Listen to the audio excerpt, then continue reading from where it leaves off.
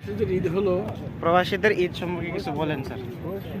প্রবাসীদের ঈদ সম্বন্ধে কী আর বলার আছে? সকালে ঘুম থেকে ওঠো, নামাজ পড়ো, বাস ডিউটি যাও। পরে আর যদি ভালো কিছু হয়, তাদের নসিব ভালো ছুটি পায়, তাহলে এই যে আমরা সাগরবাড়ি ঘুরতে আসছি, এই ঘুরতে আসা, ব্যাস এতটুকু। আনন্দ বলতে কিছু নেই। যেখানে ফ্যামিলির কেউ কাছে নাই, খবরটার মতো কেউ নেই, এখানে আনন্দ কোথা থেকে আসবে? আপনি সারাদিন কি করছেন? ঘুম থেকে উঠে নামাজ পড়লাম, নামাজ পড়ে বাসায় যাওয়ার পর খানা বানালাম, খাইলাম, সারাদিন ঘুমাইলাম, এখন সাগরের পার আসলাম। আলহামদুলিল্লাহ, ঈদ কমপ্লিট, শুক্রিয়া। ঈদ কেমন কাটলো সারাদিন? ভালো কাটলো? আলহামদুলিল্লাহ। খাওয়া দাওয়া কেমন হলো?